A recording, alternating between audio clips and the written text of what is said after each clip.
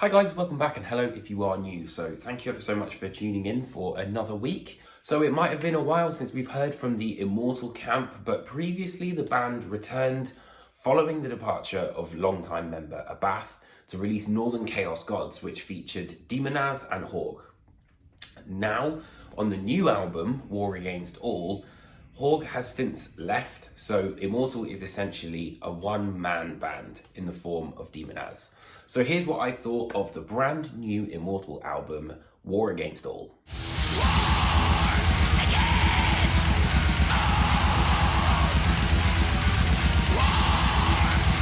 So if you're not familiar with Immortal, they are very much kind of pillars of the black metal sound. The band started in 1991 and have released 9 albums, with War Against All being their 10th. However, despite Demonaz being the only official member of Immortal, he definitely had some help with some very strong names in the form of Arve Istal and Herbrand Larsen from Enslaved, who helped with production and recording.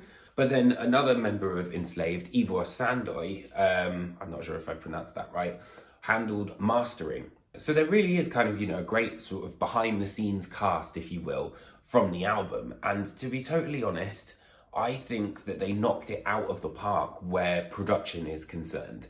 This album sounds like that sort of era of, Sons of Northern Darkness. It has that sort of oomph where needed. And I think that's what, for me, really let Northern Chaos Gods down. It was a very sort of like flat sounding album.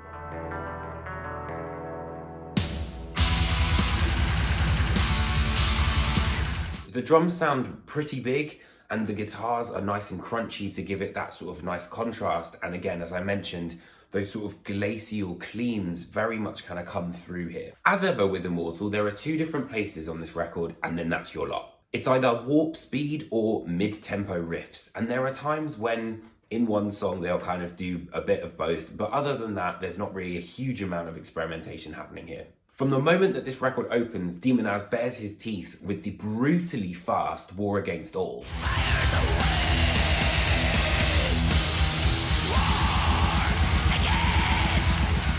And after the assault of the first 2 tracks, which are very, pretty fast, we're allowed that sort of breathing space, I guess, on War God, which is kind of where that sort of mid-tempo kind of riff sort of comes in.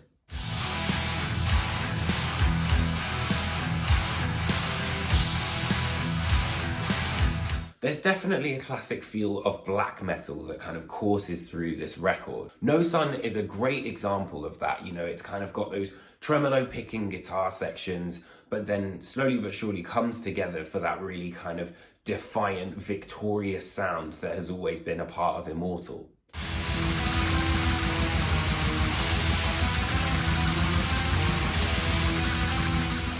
It's also got a song which is titled Immortal, which has that sort of, triumphant vibe about it, and everything really that you would want from an Immortal song.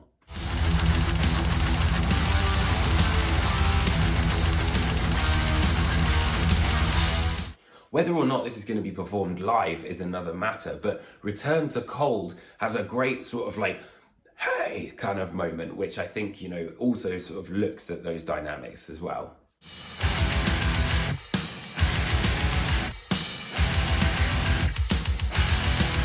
Demonaz's vocals also sound like he's literally been force-fed icicles, from birth. It's got that quintessential freezing cold black metal howl that, he's great for. So I think that's a definite positive on the record. The problem that I have with this record is that as good as the sections are, I just wish there was a little bit more experimentation going on. I wish it was exploring different territories. This is the first time that Demonaz has entire control. And as much as I'm sure, it was he probably wanted to placate the interest of Immortal fans, there are moments where you're kind of like, well, you could have gone somewhere totally different there. There's a lot of repetition. The same riffs kind of just come around a lot, in the same song. And I think, it would have been interesting to have different parts and really kind of, play on that idea of pushing something forward. It's also worth mentioning Nordlander is an interesting track. It has those sort of heavy metal tropes. It's very triumphant. It's by far and away the longest song on the album and is an instrumental, but it just goes on for a little bit too long, I think. I think it is a strong track, but it could have been better. Chances are, if you were looking for a classic Immortal record, then this will probably do the job for you. But if you were kind of looking for something a little bit more experimental, maybe something that you might not have heard necessarily from the Immortal sound, then I don't think you're going to really find it on this record. So for that reason, I'm giving the album a 7 out of 10. So I hope you guys enjoyed this album review. Let me know what you think in the comments underneath me. It'd be great if you could like and subscribe, and also share if you think people might enjoy the kind of content that I'm putting out there. I really appreciate all of the support you guys give me all these weeks in and out. And I will see you guys very, very soon for another album review. Take care, my friends.